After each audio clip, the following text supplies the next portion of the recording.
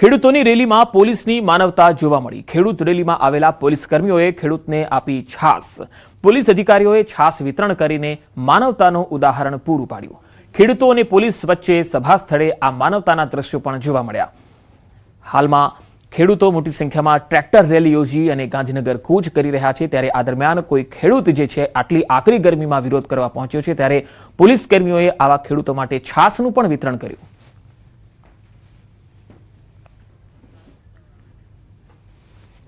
પોલીસે ખેડૂતો માટે છાસનું વિતરણ કર્યું। આ તસવીરો તમે જોઈ શકો છો। તમામ ખેડૂતો જેઓ ગરમીમાં અહીંયા વિરોધ પ્રદર્શન કરી રહ્યા છે, ત્યારે તેમને છાસનું વિતરણ કરી અને તેમને ગરમીથી રાહત આપવાનો એક પ્રયાસ પોલીસે કર્યો। એક માનવતાનું ઉત્તમ ઉદાહરણ તેમણે પૂરું પાડ્યું। અહીંયા મોટી સંખ્યામાં ખેડૂતો ગાંધીનગર એક સભા કરી રહ્યા છે। અમદાવાદ શાંતિપુરા સર્કલથી ગાંધીનગર સુધીની આ રેલી છે। કિસાન અધિકાર યાત્રા એવું નામ આપવામાં આવ્યું છે। અમદાવાદમાં નિર્માણ સ્કૂલમાં એબીવીપીનો વિરોધ જોવા મળ્યો। એસએસ ડિવાઇન સ્કૂલને લઈને આ વિરોધ હતો। સ્કૂલમાંથી ધોરણ 10ના વિદ્યાર્થીઓના એલસીની ચોરી મુદ્દે વિરોધ થયો। માર્કશીટ સહિતના ડોક્યુમેન્ટ ચોરી થવા મુદ્દે રજૂઆત થઈ। કોર્ટમાં મામલો હોવાનો આચાર્યએ દાવો કર્યો છે।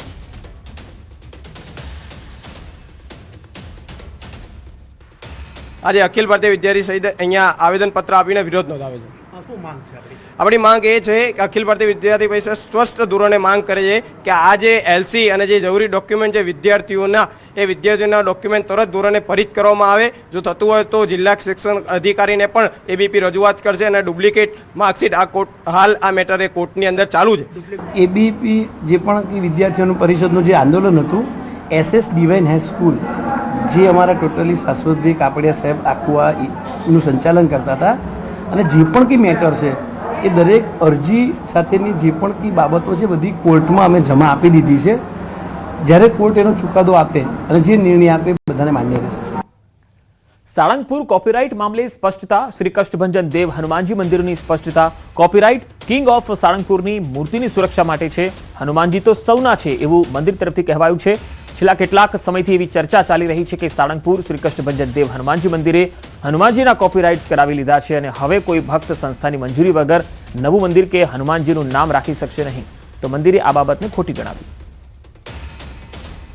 આવી મોટી છેતરપિંડી અને આર્થિક લૂંટ વડા ભક્તોને બચાવવા માટે જ કાનૂની નિષ્ણાંતોની સલાહથી માત્ર સાળંગપુર ધામ સ્થિત કિંગ ઓફ સાળંગપુરની શ્રી વિશિષ્ટ મૂર્તિ, તેના સુવર્ણ વાઘા અને સંસ્થાના લોગો, તેના જ અમે કોપીરાઇટ અને ટ્રેડમાર્ક લેવામાં આવ્યા છે।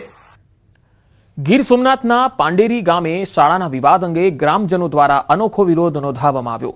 ગામના તમામ વાલીઓએ બાળકોને શાળાએ ન મોકલવાનો નિર્ણય લીધો। શાળાના પ્રિન્સિપાલની મનમાની અને અયોગ્ય કામગીરીના કારણે શિક્ષણનું સ્તર કથળ્યાનો ગામજનોનો આરોપ છે। તેમજ એસએમસીની બેઠક પણ નિયમિત રીતે બોલાવવામાં આવતી ન હોવાનો પણ આક્ષેપ થયો। સ્થાનિકોના જણાવ્યા મુજબ છેલ્લા કેટલાક વર્ષોથી વિદ્યાર્થીઓની સંખ્યા પણ સતત ઘટી રહી છે। પ્રિન્સિપાલની બદલી નહીં થાય ત્યાં સુધી શાળાનો બહિષ્કાર ચાલુ રાખવામાં આવશે એવી ચીમકી અપાઈ। ઘટના બાદ શિક્ષણ તંત્ર દોડતું થયું છે।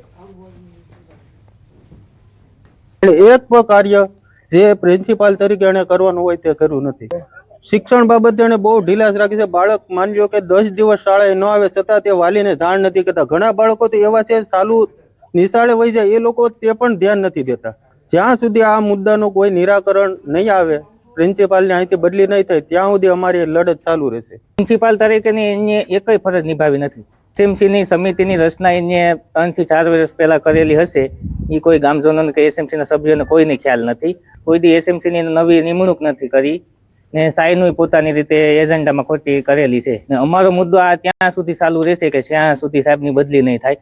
ગામના વાલીઓને મારો વિરોધ છે, એટલે એ લોકો બહિષ્કાર કર્યો। જયારે એજન્ડા અમારે નિભાવવાનો સમય હોય ત્યારે એસએમસીના સભ્યો છે એ હાજર હોતા નથી। હાજર વાલીઓ છે એ ક્યારેય બધા પૂરતા નિશાળમાં હાજર જ નથી રહેતા। એને કોઈ પ્રોબ્લેમ હોય કે કંઈક ફરિયાદ હોય, ક્યાંય રજાઓ લેવાની હોય કે એવું કઈ હોય ત્યારે જ હાજર હોય છે। ભુજમાં ભોજન બાદ 30 થી વધુ બાળકોને ફૂડ પોઈઝનિંગ થયું। માધાપરમાં બાળકોને ફૂડ પોઈઝનિંગની અસર જોવા મળી। 3 થી 13 વર્ષના બાળકોને હોસ્પિટલમાં ખસેડાયા। દાળ ભાત, સેવ બુંદી અને છાસ આરોગ્યા બાદ બાળકોને ઉલટી શરૂ થઈ। છાસના કારણે તબિયત બગડી હોવાનું અનુમાન છે। આરોગ્ય વિભાગ દ્વારા અસરગ્રસ્ત વિસ્તારમાં ડોર ટુ ડોર સર્વે હાથ ધરાયો છે।